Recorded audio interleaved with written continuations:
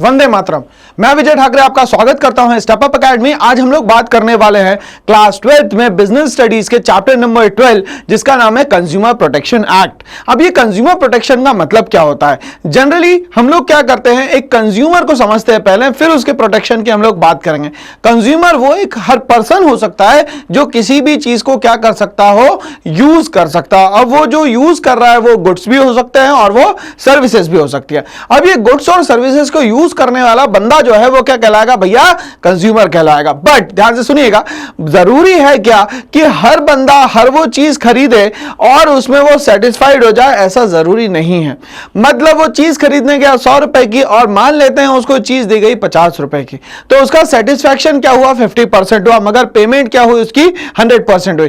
तो अब ये जो 50% उसके साथ धोखेबाजी हुई है या उसको किसी भी तरीके से क्या करा गया है भैया? ठगा गया है। तो इन सब चीजों से बचाने के लिए हम लोग लाए हैं कंज्यूमर प्रोटेक्शन एक्ट 1986। अब ये कंज्यूमर प्रोटेक्शन एक्ट में क्या होगा, तो इसके साथ जो भी चीज हुई है, जो भी उसको नुकसान हुआ है, गुड्स में नुकसान हुआ है, सर्विसेज पे नुकसान हुआ है, उसने जो पेमेंट करी है उसमें नुकसान हुआ है, इन सब चीज की रिकवरी जो है उसके लिए हम लोगों को पढ़ना पड़ता है कंज्यूमर प्रोटेक्शन एक्ट 1986। चलिए हम लोग स्टार्ट करते हैं, इंट्रोडक्शन के साथ इसको स्टार्ट करेंगे पहले हम लोग। तो who is a consumer?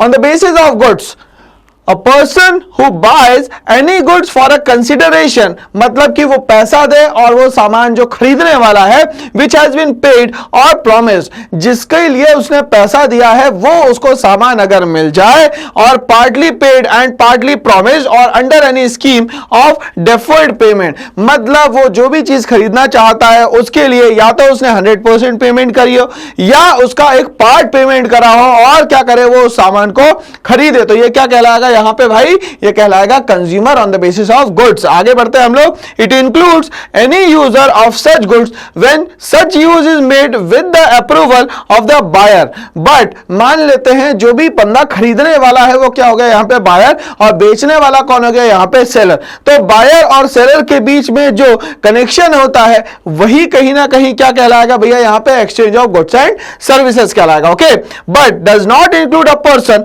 Who obtain goods for resale or any commercial purpose. But यहां पे वो सारे गुड्स नहीं आते जो कि रीसेल पर्पसेस के लिए यूज होते हैं। मतलब यहां पे फाइनल गुड्स और फाइनल सर्विसेज की बात होने वाली है। तो ये हम लोगों ने बात करी अभी इकाई की कि on the basis of goods consumer कैसे चीजों को खरीदता है। अब हम लोग बात करते हैं सर्विसेज की।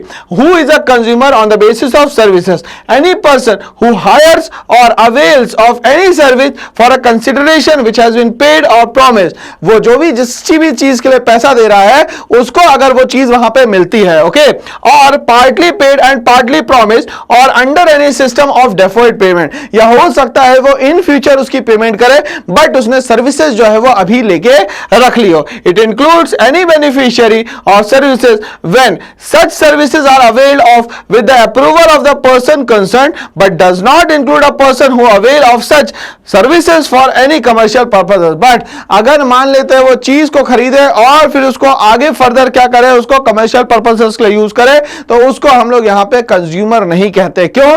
क्योंकि कंज्यूमर उन सारे गुड्स और उन सारे सर्विसेज का फाइनल यूजर्स होता है, उसको फर्दर रीसेल मार्केट में नहीं करता। तो हम लोगों ने यहां समझा कि consumer on the basis of goods और on the basis of services क्या होता है। अब हम लोग बात करते हैं इंपॉर्टेंस ऑफ कंज्यूमर प्रोटेक्शन की, कि क्यों जरूरी है कंज्यूमर प्रोटेक्शन। देखिए हमारी जो भी इनकम होती है वो बहुत मेहनत से अर्न की जाती है। अगर मान लेते हैं हम लोग उसको पे ऑफ पूरा करें और उसके बदले में हमें सर्विसेज पूरी ना मिले, तो ये तो क्या है, बहुत बड़ा धोखा दिया गया है किसी के थ्रू, क्योंकि पैसा तो पूरा गया मगर सामान आधा अधूरा आया। तो इसकी जरूरत क्या है, इसकी इंपॉर्टेंस क्या है, इसकी हम लोग बात करते हैं from consumer point of view. एक कंज्यूमर के तरीके से हम लोग सोच रहे हैं यहां पे।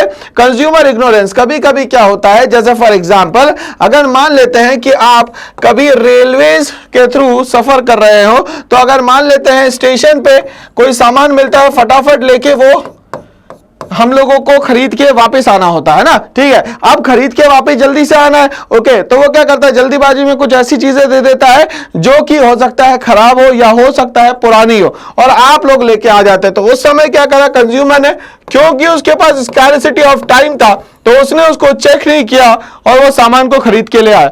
हो सकता है कि उसमें लिखा हो 1 kg और उसमें जो प्रोडक्ट रखा हुआ है वो सिर्फ और सिर्फ कितना होगा, मान लेते हैं 50 ग्राम, 500 ग्राम, 750 ग्राम। तो ये सारा का सारा क्या है, कंज्यूमर की इग्नोरेंस भी है कहीं ना कहीं, बट अब उसने तो मौके का फायदा उठा लिया, आगे वो और लोगों के साथ ना करे, इसीलिए ये बंदा क्या करेगा, कहीं ना कहीं उसकी कंप्लेंट करेगा, टोल फ्री नंबर पे बताएगा कि कंपनी के साथ ऐसा ऐसा किया गया है, भैया ये कंपनी के साथ ऐसा ऐसा प्रोडक्ट आ रहा है। दूसरा बोलता है अनऑर्गेनाइज कंज्यूमर्स। अब कंज्यूमर जो है वो बहुत ज्यादा लिटरेट नहीं है, तो वो क्या करते हैं, पैसा तो दे देते हैं बट अवेयरनेस ना होने के कारण बाकी सारी चीजें नहीं पूछते हैं। तीसरी की बात करें, wide spread exploitation of the consumer. और कहीं ना कहीं ऐसा होता है कि इतनी बड़ी कंपनियों से लड़ना हमारे बस की नहीं रहती है, इसीलिए हम लोग सोचते हैं ठीक है चलो गलत आ गया कोई बात नहीं। तो मान लेते हैं कि एक बैग लेके आए, बैग में लिखा हुआ था 5 kg, और जब उसको ओपन किया गया, वेट किया गया, तो उसमें निकला 3.50 kg। तो अब ये 1.50 kg जो है कहीं ना कहीं ये भी तो उस बंदे का नुकसान है, और ये 1.5 kg के लिए ऑलरेडी पेड ऑफ कर चुका है। तो इस तरीके से ये कंज्यूमर पॉइंट ऑफ व्यू से ये बहुत ज्यादा इंपॉर्टेंट हो जाती है बातें। आगे हम लोग बढ़ते हैं, importance of the consumer protection, और हम लोग आगे बात करेंगे from the point of the business, business के पॉइंट ऑफ व्यू में कंज्यूमर प्रोटेक्शन क्यों जरूरी है। तो सबसे पहले बोलता है long term interest of the business, ताकि लोग बहुत समय तक के उन सारी चीजों को खरीदे। फॉर एग्जाम्पल अगर मैं यहां पे पार्ले जी का एग्जाम्पल लेता हूं, तो पार्ले जी बहुत पुरानी कंपनी और सदियों से चली आ रही है, ऐसा हम मानते हैं। क्यों? क्योंकि उसका जो सिस्टम है वो बहुत अच्छा है, मतलब कि उसकी supply all over the India, rural area से लेके अर्बन एरिया हर जगह आपको मिल जाएगी।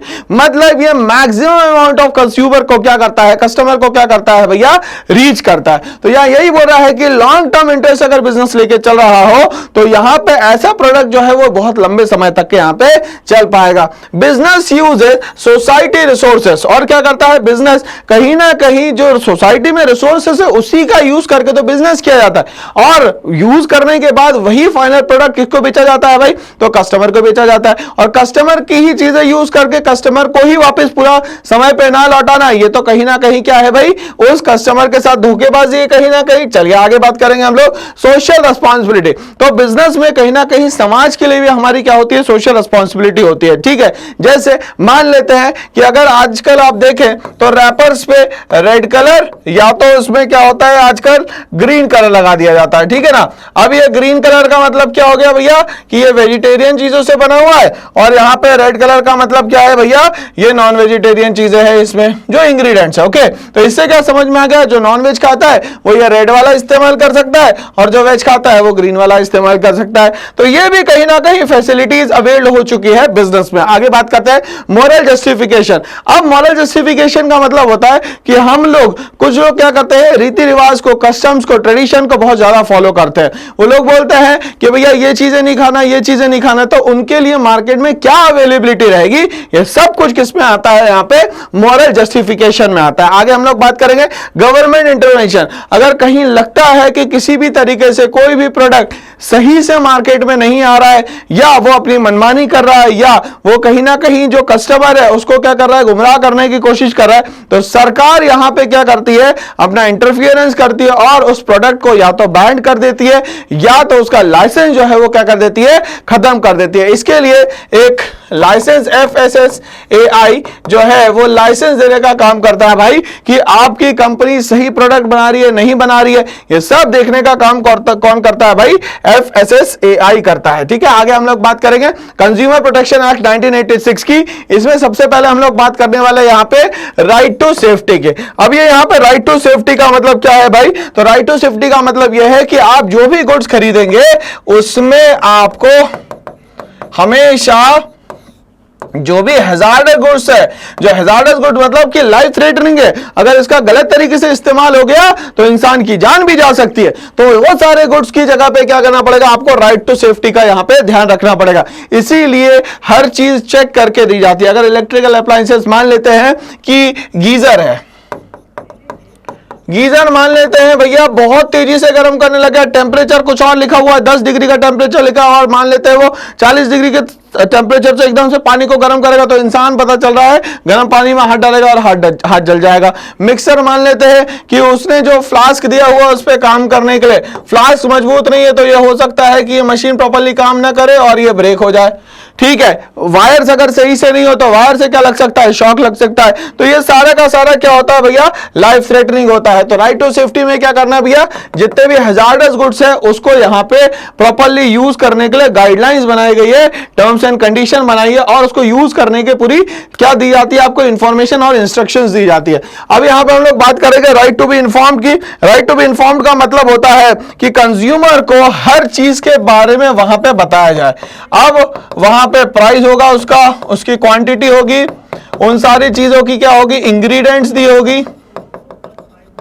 तो ये सारी चीजें किस में दी जाएगी भैया, तो ये राइट टू बी इन्फॉर्म्ड है। मतलब कि आपको जो भी चीजें बना रहे हैं उसके बारे में सारी चीजें बताना जरूरी है। मतलब कोई भी चीज कंज्यूमर के पीठ पीछे नहीं होने वाली है। ओके, अब हम लोग बात करेंगे राइट टू चूज की। तो राइट टू चूज मतलब कि क्या होता है, आप किसी भी ब्रांड को चूज कर सकते हैं। फॉर एग्जाम्पल अगर आप मार्केट में टूथपेस्ट लेने जाएंगे तो टूथपेस्ट की लगभग मान लेते हैं 100 कंपनियां हैं, आपको जो भी पसंद है आप ले सकते हैं। यहां पे कोई भी जो सेलर है, जो प्रोड्यूसर है, वो फोर्सफुली आप पर प्रेशर नहीं बनाएगा कि आपको यही प्रोडक्ट खरीदना यहां पे जरूरी है। तो ये सारा किस में आ जाता है भैया, आपके राइट टू चूज में आ जाता है। ठीक है, अब राइट टू बी हर्ड में क्या आता है कि अगर मान लेते हैं किसी ने कुछ गलती करी है तो आपका राइट है कि आप क्या कर सकते हैं, कंप्लेंट कर सकते हैं। ठीक है ना, आप किसके अगेंस्ट में कंप्लेंट करोगे, तो जिससे भी आपने ये सामान खरीदा है। ठीक है ना,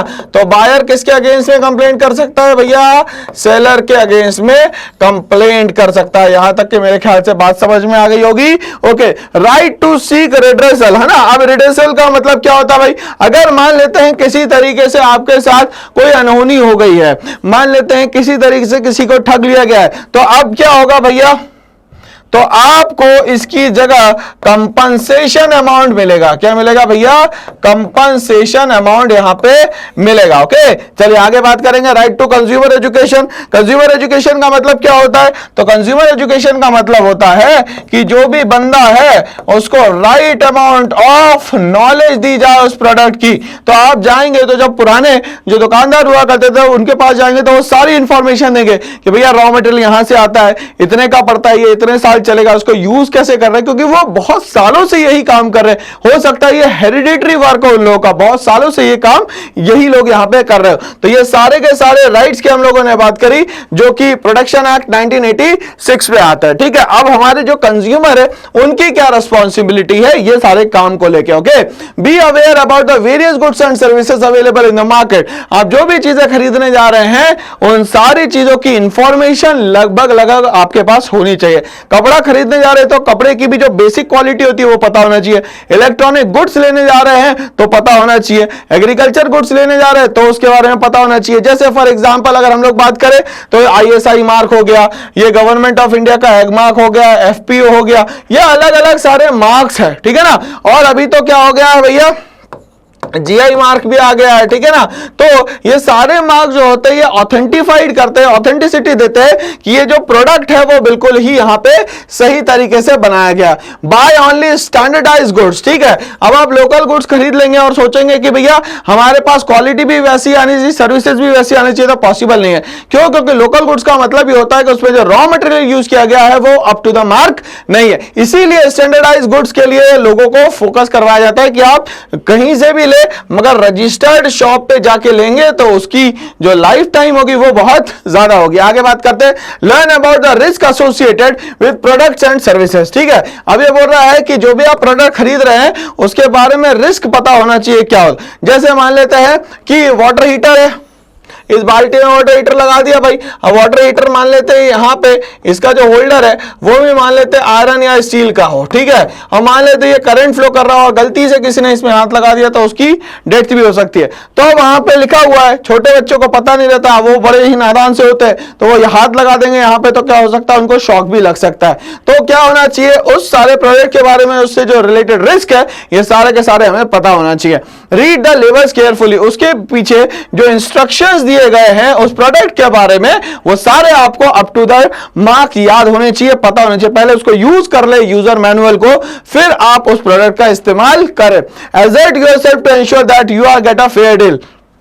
आपने जितना भी पैसा दिया गया है उतने सेटिस्फैक्शन अगर आपको मिल रहा है तो वो प्रोडक्ट आपके लिए अच्छा है, नहीं तो आपने ज्यादा पैसा दे दिया और आपका सेटिस्फैक्शन क्या हो जाएगा, यहां पे कम हो जाएगा। आगे बात करते हैं हम लोग, be honest in your dealing, और अपनी जो डीलिंग है उसमें क्या रहे, आप ऑनेस्ट रहे, ठीक है। दूसरा, उनसे जीएसटी पेड बिल जरूर ले। अब बिल से क्या हो जाता है भाई, आपके पास श्योरिटी आ जाती है इन रिटर्न कि हम लोगों ने ये प्रोडक्ट यही से लिया है, ओके। अब बिल में ये एक मेमो बना हुआ है कि ये सारी चीजें उसमें लिखी हुई होनी चाहिए। आस्क फॉर कैश मेमो, और कोशिश करें कि जब भी आप डील करें तो हमेशा बिल जो है इन रिवर्ट ले। Fill a complaint on an appropriate consumer forum, अगर आपको लग रहा है तो वहीं जहां पे भी ये एक दुकान है या जो भी शॉप है, जो भी एक्सवाइजेड चीज है, उस एरिया में जाके आप कंज्यूमर फोरम में अपनी रिपोर्ट लिखवा सकते हैं। वो डिस्ट्रिक्ट फोरम भी हो सकता है, वो स्टेट लेवल पे भी हो सकता है, या वो कंट्री लेवल पे भी हो सकता है ना। तो जिस लेवल पे है उस जगह आप क्या कर सकते हैं, इनकी कंप्लेंट रजिस्टर्ड करवा सकते हैं। फॉर कंज्यूमर सोसाइटीज, और क्या होता है कि कंज्यूमर अपने आप में भी क्या है, अपने आप में एक सोसाइटी है। मान लेते हैं कि अभी जो मार्केट चलता है वो पब्लिसिटी से चलता है मेनली, ठीक है। एडवर्टाइजमेंट तो ये सेकेंडरी पार्ट है। मान लेते हैं किसी ने किसी दुकान वाले के बारे में गलत बोल दिया तो उसकी अगर गुडविल अगर चले गई तो वो वापस दोबारा मार्केट में स्टैंड नहीं कर सकता।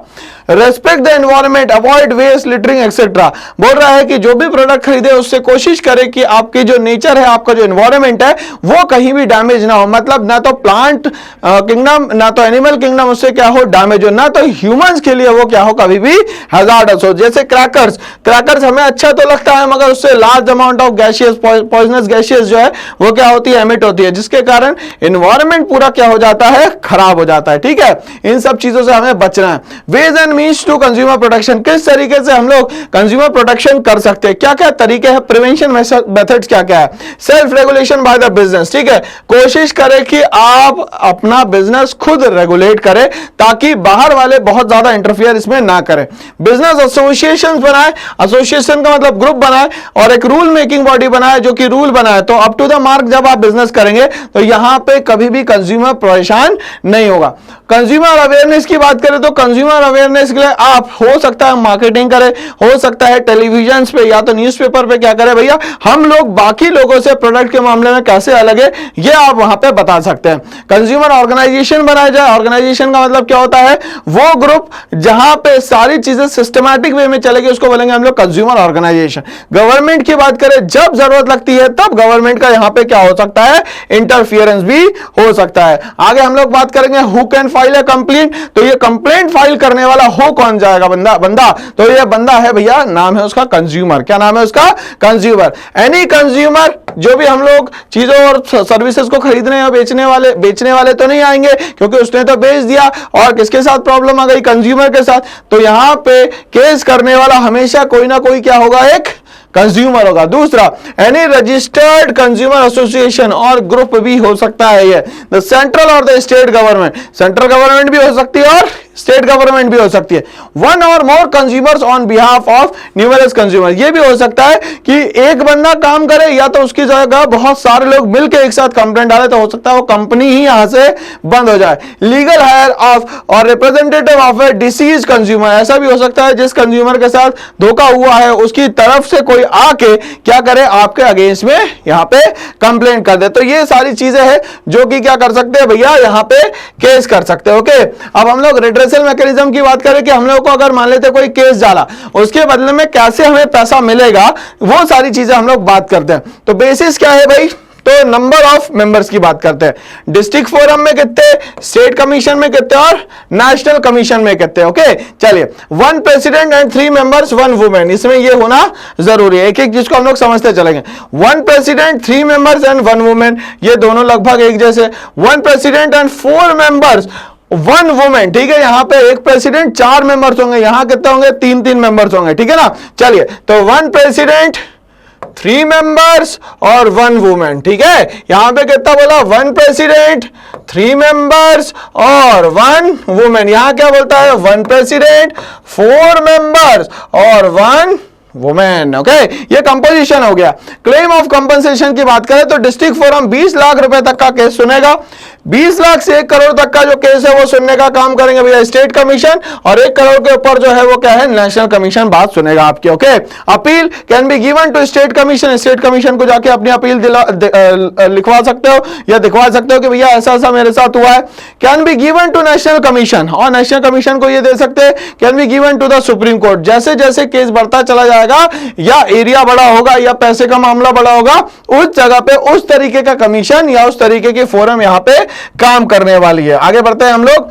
Role of consumer organisation and NGO, अगर मान लेते हैं किसी के साथ गलत हो गया और वो अपने लिए नहीं बोल पा रहा तो इसके लिए नॉन गवर्नमेंटल ऑर्गेनाइजेशन भी बैठी हुई है जो आपका डायरेक्टली क्या करने वाली है, यहां पे सपोर्ट करने वाली है। Educating general public about consumer right, और अब क्या हो गया है धीरे धीरे मीडिया के थ्रू बहुत ज्यादा कंज्यूमर को क्या किया जा रहा है भैया, अवेयर किया जा रहा है कि अगर ऐसा होता है तो यहां पे आप उसकी कंप्लेंट कर सकते हैं।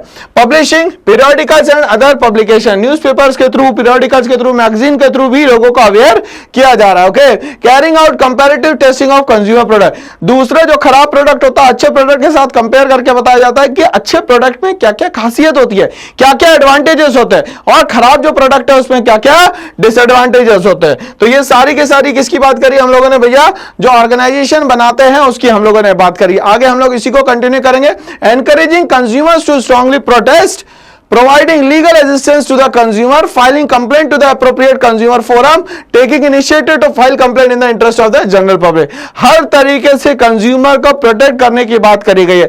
सप्लायर का यहां पे बहुत बड़ा सपोर्ट नहीं होता, क्यों? क्योंकि कंज्यूमर बहुत मेहनत से क्या करता है, पैसे कमाता है और पैसा देता है। इन रिवॉर्ड उसको क्या मिलना चाहिए, सेटिस्फैक्शन मिलना चाहिए और उतना गुड्स मिलना चाहिए जिसके लिए उसने क्या करा है, खर्चा किया है। ओके, तो अब अगर मान लेते उसको नहीं मिलता उतना गुड्स तो वो क्या करेगा भैया, स्ट्रांगली प्रोटेस्ट करेगा। दूसरा, उसको लीगल रेजिस्टेंस भी मिलेगा, उसको कोर्ट में वकील भी मिलेगा कि जिससे वो क्या कर सके, अपनी केस की पूरी फाइलिंग करवा सके।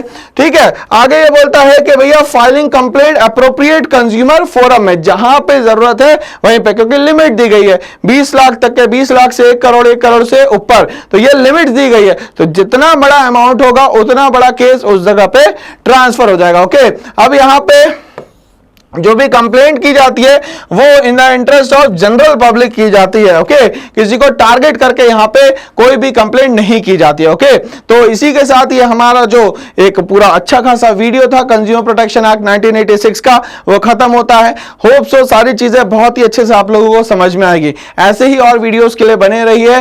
ठीक है, इसके लिए करना है एक छोटा सा काम, इस चैनल को लाइक, शेयर और सब्सक्राइब करना है। Thanks for watching all.